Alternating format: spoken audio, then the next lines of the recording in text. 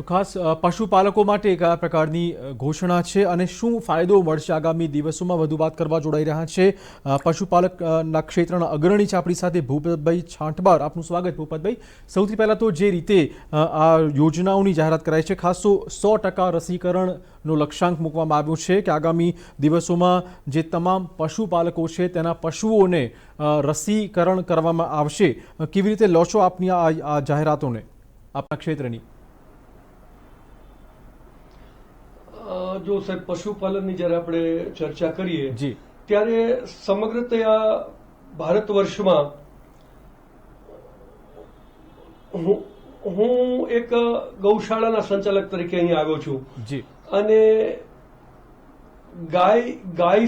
ગાયનું અમે પાલન કરીએ છીએ અને ગાય હવે આપણે વાત કરીએ તો પશુપાલકો કે માલધારીઓ સુધી ગાય હવે રહી નથી। બિલકુલ અધિકતર ગાયો આજે સમગ્ર દેશમાં, એમાં ગુજરાતની વિશેષ આપણે વાત કરીએ તો સૌરાષ્ટ્ર ગુજરાતમાં ગાયો માત્ર ને માત્ર હવે ગૌશાળાઓ સુધી સીમિત થઈ છે। તો પશુપાલનને લગતા જે આ લાભો છે એ ગૌશાળા પાંજરાપોળો સુધી પણ પહોંચે એવો આમાં કંઈ એક એંગલ હોવો જોઈએ। રસીકરણની, પશુ સંવર્ધનની જ્યારે ચર્ચા કરીએ છીએ ત્યારે સંવર્ધનના મુદ્દે ભલે આપણે કહીએ કે રસીકરણથી કે પશુની ચિકિત્સાથી પશુના આરોગ્યને કે પશુની જે ઉત્પાદકતા છે એનો લાભ થશે,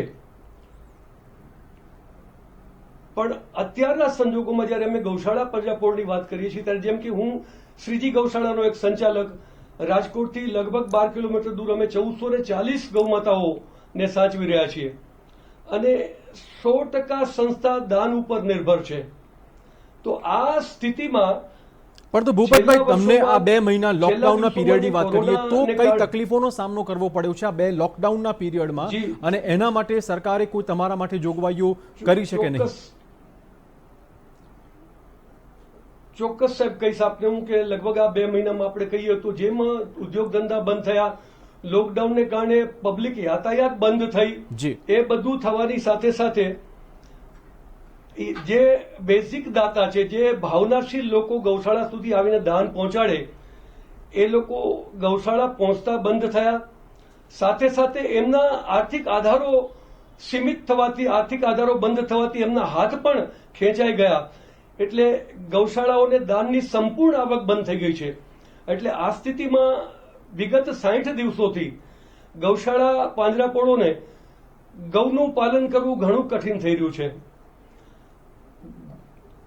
ગુજરાત સરકાર દ્વારા છેલ્લા એપ્રિલ મહિનામાં એક વિશેષ પ્રકારની સબસિડી પશુ દીઠ 25 રૂપિયાની ઘોષણા કરવામાં આવી છે, પરંતુ આ જે સબસિડીની રકમ છે હજી ગૌશાળાઓ સુધી છેલ્લા હમણાં કહીએ આપણે તો આ મે મહિનાની શરૂઆતમાં સરકાર દ્વારા 1/3 એટલે કે એપ્રિલ મહિનામાં ચૂકવવાની થતી રાશિનો 3જો ભાગ માત્ર ગૌશાળાઓ સુધી પહોંચ્યો છે। બિલકુલ આ સ્થિતિમાં ગૌશાળા પાંજરાપોળો માટે અતિ કઠિન સમય આ થઈ રહ્યો છે।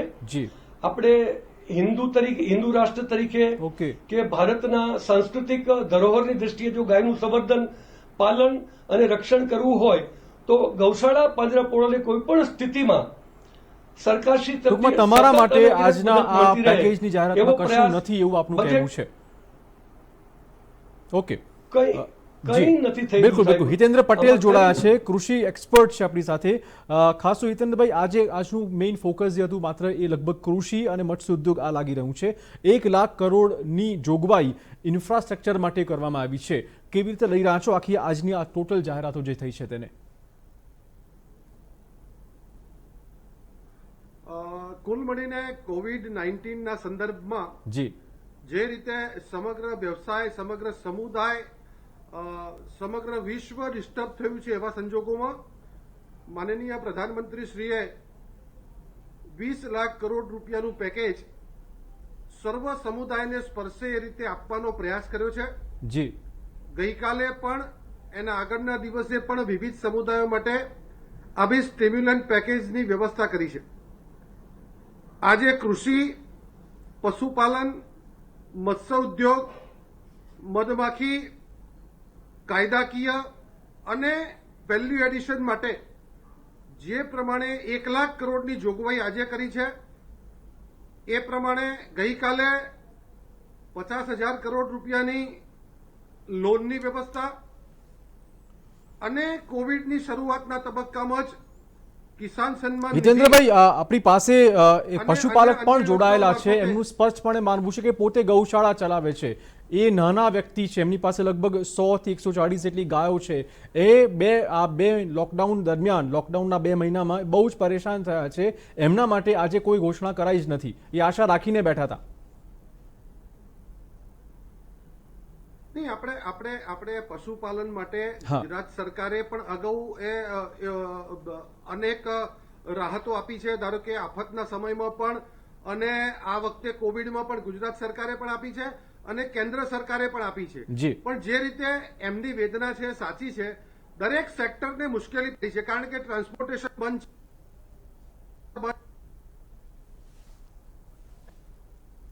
છે, લાવવો પડે તો એમાં પણ મુશ્કેલી હતી.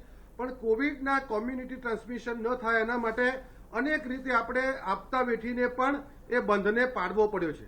અહીંયા જે પેકેજ છે એને હું છેલ્લા 3 દિવસથી ચિરાગભાઈ જોઉં છું. જી. ગઈકાલે આપણી ચેનલમાં પણ ઘણા એક્સપર્ટ અને ઘણા આગેવાનો જે રીતે કશું નથી મળ્યું એવી વાત કરતા હતા. જી. મને લાગે છે કે પેકેજ અને સ્ટિમ્યુલન્ટ પેકેજની એને સમજવું પડશે. આપણે આ સમયમાં આ 2 મહિનામાં જે નુકસાન કર્યું છે એના આધારે કૃષિ અને સમગ્ર અર્થતંત્ર તથા સમગ્ર સમુદાયને વ્યક્તિગત અને સામૂહિક જે નુકસાન થયું છે એને ટેમ્પરરી કોઈના ખિસ્સામાં કંઈ આપવાથી જે તે મહિનામાં કે જે તે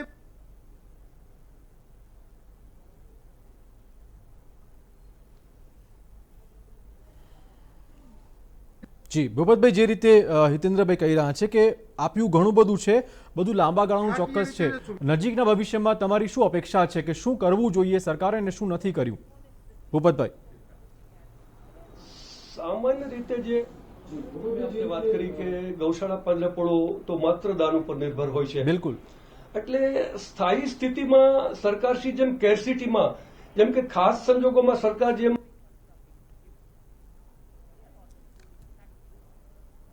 ઓકે, ટેકનિકલ ક્ષતિના કારણે સંપર્ક થઈ શક્યો નથી, પરંતુ આપને ફરીવાર કહી દઈએ કે આજે જે ઘોષણા કરવામાં આવી છે તેમાં ખાસ ખેડૂતો, કૃષિ ક્ષેત્ર માટે ઇન્ફ્રાસ્ટ્રક્ચરની ચોક્કસ વાત કરવામાં આવી છે, ગોડાઉન બનાવવા માટેની વાત કરવામાં આવી છે, ફાર્મ ગેટની વાત કરાઈ છે, કોલ્ડ ચેનની વાત કરાઈ છે. આ ઉપરાંત અલગ અલગ ક્લસ્ટર ઊભા કરવાની પણ જોગવાઈઓ આમાં હોઈ શકે છે.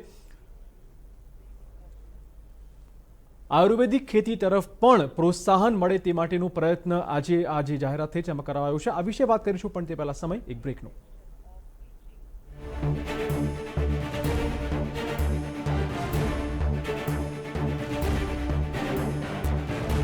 મારું નામ અંકિત રાજપરા છે. મને 50,000 રૂપિયાનું ઇનામ મળ્યું. મેં મારા પપ્પા અને ભાઈને મોબાઈલ ફોન ગિફ્ટ કર્યો. Download the MPL app from mpl.live. Govardhan है सेहत का धन. पनीर हो या घी, दूध हो या दही, हर एक में है गाय के दूध की शक्ति. गोवर्धन, रहो सेहतमंद. न कूटनीति की बात, न राजनीति का युद्ध.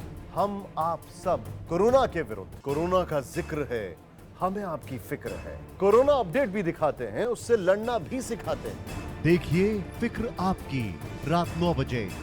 TV9 भारतवर्ष, अब तो सब देख रहे हैं.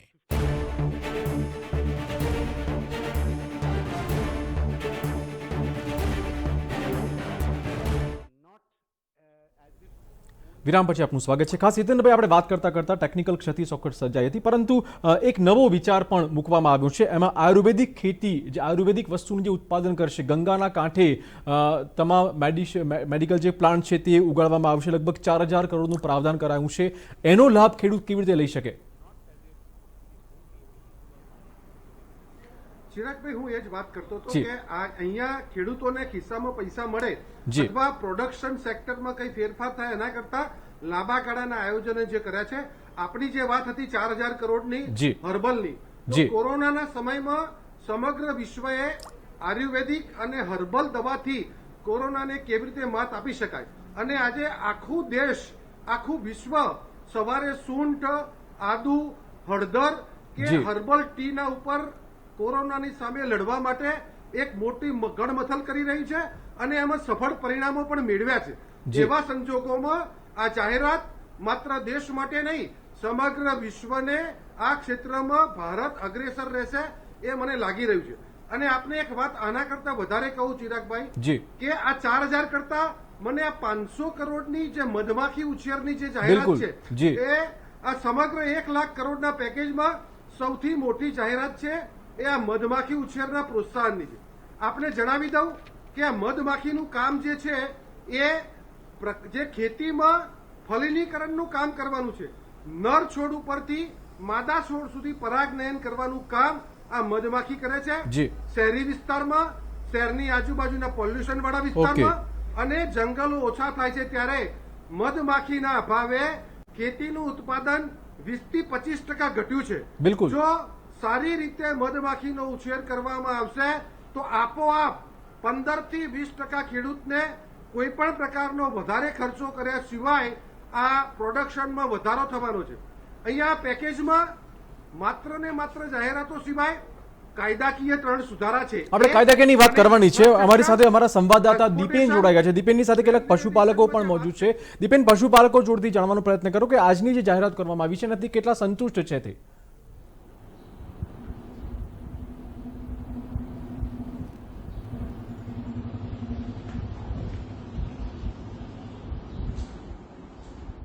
પશુપાલનને પ્રોત્સાહન આપવા માટે 15,000 કરોડ રૂપિયાની જાહેરાત છે તે કરવામાં આવી છે. ખાસ કરીને પશુપાલન અને ડેરી સેક્ટરને પ્રોત્સાહન આપવા માટે આ જાહેરાત કરવામાં આવી છે. ત્યારે આપણી સાથે કેટલાક પશુપાલકો છે તે જોડાયા છે. તેમની અત્યારે શું મુશ્કેલી છે, લોકડાઉનમાં શું પશુપાલકોને સમસ્યાઓ છે.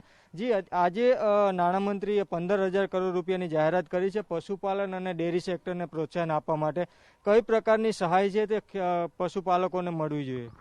અત્યારે મોટી સમસ્યા, અમે જ્યારથી ગૌ સાથે જોડાયા છીએ ત્યારથી હું ઘણા બધા અભ્યાસ કરી રહ્યો છું. સૌથી મોટી સમસ્યા જે મેઇન જે આપણો બેઝ છે, પહેલાં આપણે જે ભારત છે એ પશુપ્રધાન દેશ કહેવાતો હતો અને એનાથી જ આપણે આ બધું ચાલતું હતું. રોજીરોટી બી એનાથી ચાલતી હતી અને વિકાસ બી એનાથી જ થતો હતો. ત્યારે ખેતીથી જ બધું ઉત્પાદન થતું એના હિસાબે. તો અત્યારે મોટામાં મોટી સમસ્યા છે ગોબરની અને ગૌમૂત્રની, જે હાવ વેસ્ટ જાય છે, જે તાકાતવાળી વસ્તુ. દાખલા તરીકે એક ગાય હોય તો 15 વીઘા 20 વીઘામાં ખેતી થઈ શકે એટલી આની અંદર સ્ટેન્ડ છે આ ગોબરની અંદર.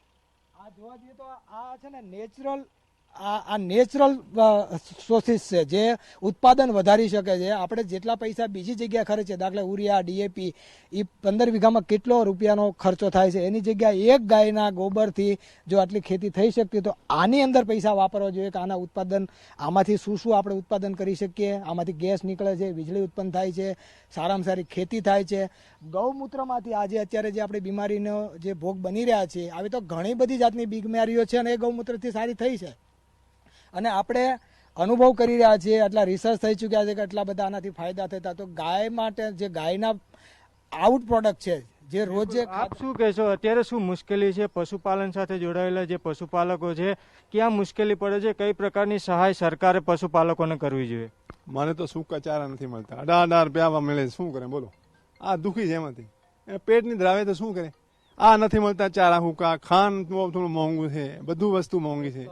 રસ્તામાં આવતા જાવતા એ થોડા તકલીફ છે અમે એ લાવવાની. હવે શું કરશે સરકાર, શું કરશે એના માટે? શું કહેશો, 15,000 કરોડ રૂપિયાની જાહેરાત કરી છે પશુપાલનને પ્રોત્સાહન આપવા, કઈ પ્રકારની મદદ પશુપાલકોને સરકારે કરવી જોઈએ? હવે પશુપાલનને મદદ તો કરવી જ જોઈએ. હવે કઈ પ્રકારની પહોંચે છે અહીંયા સુધી એ તો હવે આગળ જતા ખબર પડે. બિલકુલ, તો પશુપાલકોની અનેક મુશ્કેલીઓ છે. અત્યારે ખાસ તો સૂકા અને લીલા ઘાસચારાની મુશ્કેલીઓ છે, જેના કારણે પશુપાલકો છે તે હેરાન પરેશાન છે. ઘાસચારો છે પશુઓ માટે તે મળતો નથી, તેના કારણે જે દૂધનું જે ઉત્પાદન છે તે ઉત્પાદન પણ ઘટી ગયું છે. બીજી તરફ ઉનાળો છે તેના કારણે પણ ઉત્પાદન ઉપર અસર પડી છે. ત્યારે જે સરકારે જાહેરાત કરી છે તે જાહેરાત પશુપાલકો સુધી યોગ્ય રીતે પહોંચે તેવી માંગ પશુપાલકોની છે. ચિરાગ, મત્સ્યોદ્યોગ ક્ષેત્રમાંથી પણ અગ્રણી જોડાયા છે વેલજીભાઈ મસાણી. આપનું સ્વાગત વેલજીભાઈ. સૌથી પહેલા તો મત્સ્યોદ્યોગ માટે મત્સ્ય સંપદા યોજનાની જાહેરાત કરવામાં આવી છે. કયા પ્રકારની આ યોજના છે, કેવી રીતે ફાયદો મળશે આપને? આ મત્સ્ય સંપદા યોજના તરીકે ભારત સરકારનું ઐતિહાસિક આ પગલું છે માછીમારો માટે. અત્યાર સુધી જો કોઈ સરકારે વિચાર્યું હોય તો મને લાગે છે કે એ આ સરકાર પણ ઐતિહાસિક છે. આજે કોરોના 19 ના કારણે જે સરકારે જાહેરાત કરી બોટોના વીમાની, જે અત્યાર સુધી આ ક્યારેય જાહેરાત થઈ જ નથી, અને ખલાસીઓનો પણ વીમો સાથે, એટલે માછીમારો અને બોટ બંનેનો વીમો ઉતરાવાશે. એટલે માછીમારોમાં અમે ખૂબ આવકારીએ છીએ આ વિષયને. 3 માસ સુધી પરમિટ વધારો આપ્યો એ પણ અમારા માટે ખૂબ જ સારી વાત છે.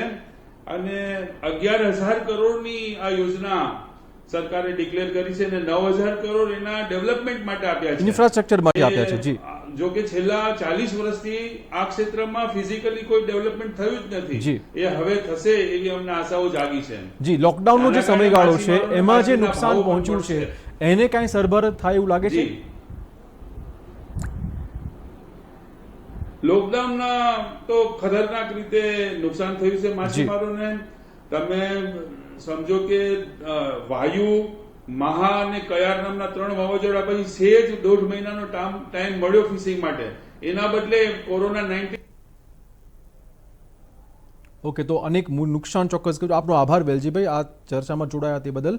પરંતુ આપણે વાત કરતા હતા ખાસ કૃષિ ઉદ્યોગની પણ, કૃષિ ક્ષેત્રની પણ. હિતેન્દ્રભાઈ, જે રીતે આપણે પશુપાલકોને પણ સાંભળ્યા, બહુ તાત્કાલિક એટલે 2 મહિનામાં જે નુકસાન વેઠવા પડ્યું છે એનો તાત્કાલિક કોઈ રાહતનો મલમ હોય તેવું લાગતું નથી. આપની આ બધી યોજનાઓ છે લાંબા ગાળાની છે.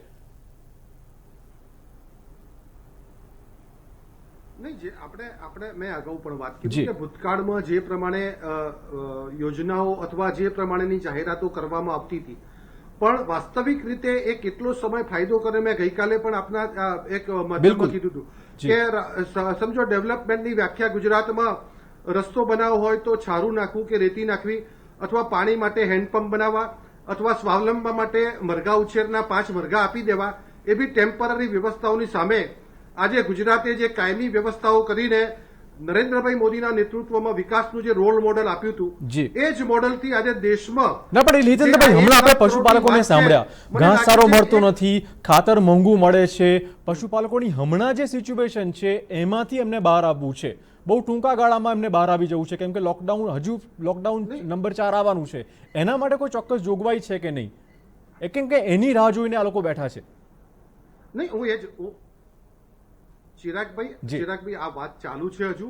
ગુજરાત સરકાર કે આ કેન્દ્રની સરકાર જ્યાં જો આજે લોકડાઉનમાં સૌથી પહેલા રિલીફ આપવાનું તો ખેડૂતોને કર્યું હતું અને પશુપાલકોને, કે તમામ ધંધા બંધ હતા પણ સૌથી પહેલી છૂટ ખેડૂતોને આપી હતી. ખેડૂતોની દુકાનો ચાલુ રહે, પશુપાલકોને પશુહાર મળે, ખાતર દવા બિયારણ મળે, સૌથી પહેલી છૂટ એમને આપી હતી. સૌથી પહેલા કિસાન સન્માન નિધિનો હપ્તો ખેડૂતને અને પશુપાલકના ખાતામાં આપ્યો. હવે જયારે નવી વાત છે ત્યારે કિસાનની વ્યાખ્યામાં પશુપાલકને પણ ઉમેરવાની વાત કરી છે. અહીંયા સમગ્ર દેશમાં ગુજરાતનો દેશનો પશુપાલન ઉદ્યોગ છે તો આજે સમગ્ર વિશ્વમાં સૌથી સારું પશુ ઉત્પાદન આ દેશ કરી રહ્યો છે. અને આવનારા દિવસમાં પશુ ઉત્પાદન એટલે દૂધનું ઉત્પાદન અને દૂધની બનાવટોનું ઉત્પાદન ડબલ થાય એ પ્રમાણમાં આપણે વ્યવસ્થા કરી રહ્યા છીએ. અહીંયા જે રીતે પશુપાલનમાં ઇન્ફ્રાસ્ટ્રક્ચર ડેવલપમેન્ટ, નિર્મલાજી કહેતા હતા કે ભાઈ ચીઝ, બટર, પનીર, આઈસ્ક્રીમ આ બધું વધારે બને તો જ દૂધની ખપત વધે. આપણા દેશમાં, આપણા રાજ્યમાં દૂધનું જે ઉત્પાદન છે એ કાચા વપરાશ કરતા વધારે છે. તો પાવડર, ચીઝ, પનીર, બટર આ બધું બને અને એક્સપોર્ટ થાય તો એ દિશામાં આ પેકેજમાં. બિલકુલ ભૂપતભાઈ, આપને પૂછી લઉં, ડેરીના ઇન્ફ્રાસ્ટ્રક્ચર માટે લગભગ 15,000 કરોડની ફાળવણી કરાઈ છે. આપની પાસે ગાયો ચોક્કસ છે, પુષ્કળ માત્રામાં છે, દૂધનું ઉત્પાદન ઘટ્યું પણ છે આ 2 મહિનામાં, ખૂબ ઘટી ગયું છે, લગભગ 20% આસપાસ દૂધ ઉત્પાદન ઘટી ગયું છે. હવે પ્રોમ્પ્ટ રિલીફ માટે આપની અપેક્ષા શું છે? અત્યારની સ્થિતિમાં જે પ્રકારે ગૌશાળા પંજરપોળો આર્થિક ક્ષતિઓ વેઠી રહી છે, સરકારે જેમ કે ગુજરાત સરકારે એપ્રિલ મહિનાનું 25 રૂપિયા માત્ર પશુ દીઠ, એ પણ પુખ્ત ઉંમરનું પશુ. સરકારની વ્યાખ્યા પશુ માત્ર નથી, એ પુખ્ત ઉંમરના પશુને જ માત્ર પશુ ગણીને 25 રૂપિયા પ્રમાણે રોજની સહાયતા અત્યારે આપી રહી છે. એપ્રિલ મહિનાની સહાયતા સરકારે માત્ર 1/3 હજુ રિલીઝ કરી છે. હવે ગૌશાળા પંજરપોળની જયારે અમે ચર્ચા કરીએ, પશુપાલકોની વ્યવસ્થા એ અર્થ સાથે જોડાયેલી, પણ ગૌશાળા પંજરપોળો માત્ર જીવદયા ભાવનાથી અને દાન ઉપર નિર્ભર રહીને પોતાની વ્યવસ્થા ચલાવતી હોય છે. જેમાં પશુના ચારાની સાથે સાથે ગૌ સંવર્ધનના, ગૌપાલનના, રખરખાવટના, સફાઈના, જલપાનના, ઇલેક્ટ્રિસિટીના બધા જ ખર્ચાઓ જોડાયેલા છે. તો આ બધી જ વ્યવસ્થામાં ઓકે, હમણાં પશુપાલકો જે છે તે ચોક્કસ મુશ્કેલીમાં લાગી રહ્યા છે. ખાસ તો આપણે કાયદાની પણ વાત કરવી છે હિતેન્દ્રભાઈ. જે કાયદામાં લગભગ 3 ફેરફાર થવા જઈ રહ્યા છે. એસેન્શિયલ કોમોડિટી એક્ટમાં જે બદલાવની કવાયત છે એનાથી શું ફરક પડશે ખાસ? ચિરાગભાઈ, હું અગાઉ એ જ વાત કરતો હતો કે 1 લાખ કરોડની સામે જી આ જે કાયદામાં ફેરફાર છે, મને લાગે છે કે 2 લાખ કરોડનો ખેડૂતોને ફાયદો કરશે. બિલકુલ. હું એપીએમસી નો નિયામકમાં છું, વર્ષોથી સહકારી ક્ષેત્રમાં છું. તો એપીએમસી એક્ટમાં જે ફેરફાર કરવામાં આવ્યો છે જી, તો એના જે એપીએમસી એક્ટમાં ફેરફાર છે, તો ભૂતકાળમાં એવું હતું કે તમારી અમદાવાદ એપીએમસીમાં જે માલ ખેડૂત લઈને આવે એ અમદાવાદ એપીએમસી નું લાયસન્સ ધરાવતો ખેડૂત જ હરાજીમાં ખરીદી શકે. જી. તો બનતું એવું હતું કે 100 ટ્રેક્ટર માલ આવ્યો હોય અને 20 વેપારી ત્યાં હાજર હોય તો દરેકને 5-5ની જરૂર હોય તો એ રિંગ કરીને ચોક્કસ નક્કી કરેલા ભાવમાં ખરીદી લેતા હતા. જી. આજે સ્થિતિ એવી બનશે કે એક ક્ષેત્રને ખુલ્લું મૂકવામાં આવ્યું છે. એટલે સાણંદનો વેપારી પણ ત્યાં આવશે, ધોળકાનો વેપારી પણ ત્યાં આવશે, નરોડાનો વેપારી પણ ત્યાં આવશે, ગાંધીનગરનો વેપારી પણ એની જરૂરિયાત માટે ત્યાં આવી શકશે અને ખરીદી કરી શકશે. એટલે આખા ગુજરાતનો વેપારી આખા ગુજરાતની કોઈ પણ એપીએમસીમાંથી ખરીદી કરવા જશે ત્યાં વેપારીઓની સંખ્યા વધશે અને ખેડૂતોને પોષણક્ષમ ભાવ મળશે. 1. નંબર 2, આ સરકારી એપીએમસી 250 સિવાય બાકીની ખાનગી એપીએમસી ડેવલપ કરવાની અને એ એપીએમસી ને લાયસન્સ આપવાની અને એટલે હિતેન્દ્રભાઈ ભાવ ડીરેગ્યુલેટ કરાશે.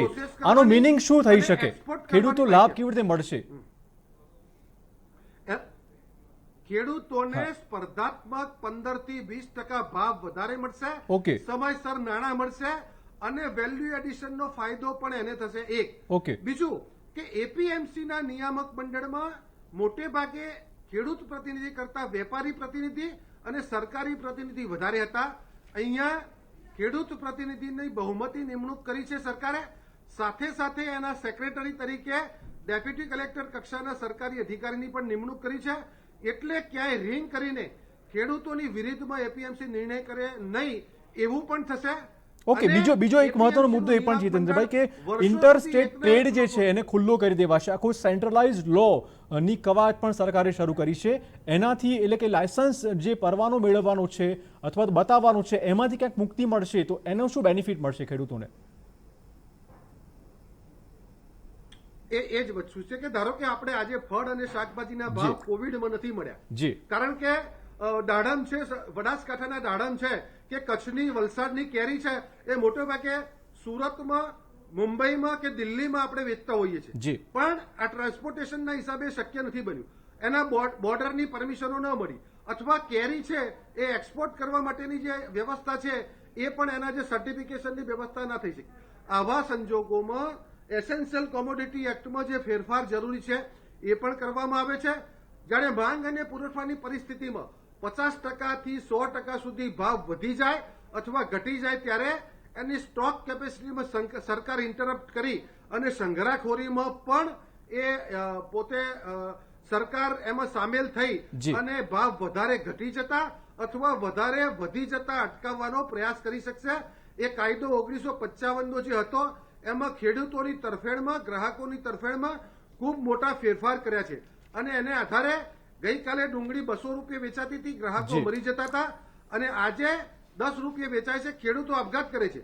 આ જે વ્યવસ્થા છે એને નિયંત્રિત કરવાનો બિલકુલ અપેક્ષા રાખે કે જે આજે યોજનાઓની જાહેરાત કરાઈ છે તે લાંબા ગાળે જે સરકારનું ફોકસ છે તેમાં પરિપૂર્ણ થાય. પરંતુ હાલનું શું? હાલના પશુપાલકો જે વ્યથા વેઠી રહ્યા છે તેનું શું? હાલમાં ખેડૂતો જે માંગણી કરી રહ્યા છે એનું શું? એ ચોક્કસ ફોકસ આ યોજનાઓમાં ક્યાંક લાગતું નથી. પરંતુ લાંબે ગાળે ચોક્કસ ભાજપ એવું કહે છે કે આનો લાંબે ગાળે આખા દેશના પશુપાલકોને અને કૃષિ ક્ષેત્રને લાભ મળશે. હિતેન્દ્રભાઈ આપનો અને ભૂપતભાઈ આપનો આભાર ચર્ચા બદલ. અમારી વિશેષ રજૂઆત માટે બસ આટલું જ. નમસ્કાર.